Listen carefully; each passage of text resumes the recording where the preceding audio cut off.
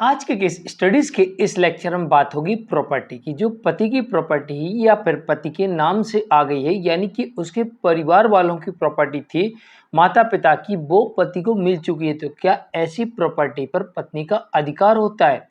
और होता है तो कितना अधिकार होता है? क्या पत्नी पूरी प्रॉपर्टी ले सकती है या उसमें 50% ले सकती है? तो चलिए आज के स्टडीज के इस लेक्चर में आपके समक्ष मद्रास हाई कोर्ट का एक जजमेंट रखेंगे और इस जजमेंट के माध्यम से स्पष्ट करेंगे कि क्या पत्नी का कितना अधिकार होता है उस प्रॉपर्टी में रहने का या पूरी प्रॉपर्टी लेने का। तो चलिए आज के स्टडीज के इस लेक्चर में दो मुद्दों पर बात कर लेते हैं जजमेंट के माध्यम से। उस प्रॉपर्टी में रहने का जो पति के नाम से हो या फिर वो ससुराल वालों की हो, यानी कि पत्नी के ससुराल वालों की हो। पति के माँ की हो सकती है, पिता की हो सकती है, भाई की हो सकती है, बहन की हो सकती है, वो प्रॉपर्टी हो, तो उसमें पत्नी का अधिकार यानी हिस्सा कितना होगा और इसके अलावा उसमें रहने का अधिकार क्या मिलेगा या नहीं मिलेगा। तो मद्रास हाई कोर्ट का आपके समक्ष एक जजमेंट रखेंगे और इसके बारे में आपको डिटेल में बताने का प्रयास करेंगे शॉर्ट में। जय जिनेंद्र, मैं हूं मुकेश जैन। वीडियो को लाइक और शेयर कर दीजिए और इस तरह के जजमेंट्स पाने के लिए ऊपर दिए गए नंबर पर आप संपर्क कर सकते हैं। दरअसल इस जजमेंट के अंतर्गत डोमेस्टिक वायलेंस के सेक्शन 2S के बारे में बात कही गई है। दरअसल डोमेस्टिक वायलेंस एक्ट में पत्नी आमतौर पर उस घर में रहने की परमिशन मांगती है कि मुझे उस घर में रहने की परमिशन दी जाए। तो अलग अलग जजमेंट से देखने को ये मिलता है कि कभी कोर्ट कहती है कि भाई वो उसका मैट्रिमोनियल हाउस है, इस कारण से उसमें उसको रहने की जगह दी जाए, लेकिन कुछ कंडीशंस इसमें भी अप्लाई हैं। और कभी कोर्ट ये कहती है कि वो घर पति के नाम से नहीं है, इस कारण से उस घर में रहने की परमिशन आपको नहीं मिल सकती। ये चीज़ें इसमें देखने को मिलती। कंडीशन क्या है शेयर्ड हाउस होल्ड की, वो समझ लीजिए, फिर इस जजमेंट पे भी आते हैं, प्रॉपर्टी के हिस्से की बात भी करते हैं।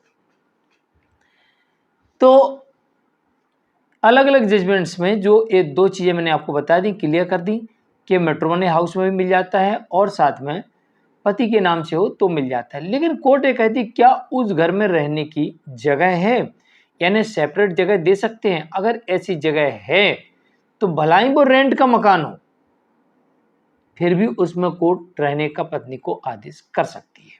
पति ने मान लो रेंट पे लिया था वो, लेकिन इतना बड़ा जगह है कि उसमें उसको सेपरेट 2 कमरे 1 कमरे दे सकते हैं, या फिर खुद का मकान है, या वो पति के नाम से या पति के परिवार वालों किसी सदस्य के नाम से मैट्रिमोनियल हाउस है, साझी गृहस्थी है, तो संयुक्त परिवार होने की वजह से उसमें रहने का अधिकार मिल सकता है। लेकिन अब कोर्ट कहती है इसमें रहने की जगह ही नहीं है, भला ही वो पति के नाम से है, लेकिन उसमें रहने की जगह तो हो कि पत्नी को सेपरेट रख सके। अब मान लो पति अकेला रहता है उस मकान में, 2 कमरे का मकान है, अब उसको बांट ही नहीं सकते, तो फिर पत्नी कैसे रहेगी? Common bathroom, common kitchen, common bedroom, एक ड्राइंग रूम, आप कैसे बांटोगे भाई? तो यहाँ पर इन परिस्थितियों में कोर्ट ये कह देती कि भाई आप रेंट की व्यवस्था करिए या कोई दूसरे मकान की व्यवस्था करिए, अगर कोर्ट को देना है तो। ऐसे जजमेंट देखने को मिलते हैं कि जहाँ पत्नी को मकान दिलाना है तो या तो कोर्ट कहती है रेंट दे दो उसको, वो कहीं किराए से ले लेगी, या आप उसको खरीद के दे दो या रेंट पे ला के दे दो। ये पति के ऊपर बर्डन डाल देती है। लेकिन जब बात आती है प्रॉपर्टी की, देखिए इस मामले में ये कहा गया है कि जो पति के पिता के नाम की जो संपत्ति थी, तो पति के जो पिता हैं, इसके जो मतलब जो ससुर हैं पत्नी के, उनके नाम की प्रॉपर्टी थी, तो वो अपनी पत्नी के नाम वसीयत कर गए। वो अपने पत्नी के नाम वसीयत ये कर गए थे, पत्नी के नाम और बेटे के नाम ये वसीयत कर गए थे कि भाई ये प्रॉपर्टी जब तक मेरी पत्नी जिंदा है तब तक उसकी रहेगी और उसके मरने के बाद मेरे बेटे की हो जाएगी, यानी इस पत्नी के पति की हो जाएगी। तो यहाँ पर यह कहा गया है कि पति का इस संपत्ति को उपभोग करने का अधिकार उस समय तक नहीं था जब तक कि माँ जीवित थी। मतलब वो जब तक उसकी माँ जिंदा है तब तक वो उसकी प्रॉपर्टी नहीं है, तब तक किसकी प्रॉपर्टी है? उसकी माँ की है, क्योंकि उसके पति ने लिख दिया कि मेरे मरने के बाद ये प्रॉपर्टी मेरी पत्नी की होगी, और मेरे मरने की और मेरी पत्नी की मरने के बाद बेटे को चली जाएगी, तो यहाँ पर वो तब तक नहीं ले सकती। तो माँ की मृत्यु के उपरांत ही उसका अधिकार आरंभ होगा।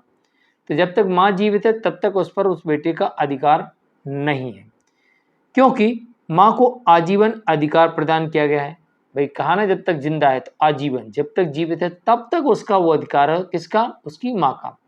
तब तक उसके बेटे का, बहू का उस प्रॉपर्टी पर कोई अधिकार नहीं बनता। तो परिणामतः इस संपत्ति पर पत्नी का कोई अधिकार नहीं रह जाता।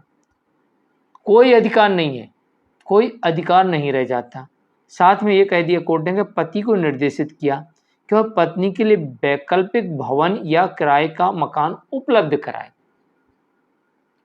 तो यहाँ पर कोर्ट ये कह रही कि भाई वो जो पत्नी मांग रही कि भाई वो मकान है, मेरे को तो उसमें रहने की जगह दी जाए, बहुत बड़ा मकान है, ऐसा है वैसा है। तो कोर्ट कह रही देखो वो उसके पिता का था और उसके पिता का मकान था, वो अपनी पत्नी को दे के गया। अब पत्नी जब तक जीवित है उसकी, तब तक उसके बेटे का उस पर कोई अधिकार नहीं है, और जब बेटे का अधिकार नहीं तो तुम्हारा कहाँ से होगा? तो इन परिस्थितियों में अभी उस पर आपका कोई अधिकार नहीं बनता। दूसरी बात, उस प्रॉपर्टी पर भी आपका कोई अधिकार नहीं बनता, क्योंकि प्रॉपर्टी वो आपकी है ही नहीं, वो तो उसके पिता की थी। तो इस कारण से प्रॉपर्टी में भी कोई आपका उस पर अधिकार नहीं बनता। तीसरी बात, कोर्ट ने कह दी इस मामले में कि भाई ऐसा करो कि आप इसको या तो कोई मकान खरीद के दे दो जिसमें वो रह सके, और नहीं कर सकते हो तो उसको किराया दो, वो रेंट के मकान में रहे। पर आपको कुछ तो करना पड़ेगा भाई, ऐसे थोड़ी छोड़ देंगे कहीं परेशान होने के लिए उसे। तो या तो आप उसको रेंट दे दो या आप उसको मकान खरीद के दे दो, क्योंकि उस मकान में तो रहने की परमिशन नहीं दे सकते, ना ही वो आपको प्रॉपर्टी मिल सकती। तो यहाँ पर ये क्लियर हो गए सारे पॉइंट। और जजमेंट आया था मद्रास हाई कोर्ट की तरफ से, और केस टाइटल है इसका VP अनुराधा वर्सेस S सुगंथा। इस मामले में जजमेंट आता है मद्रास हाई कोर्ट की तरफ से।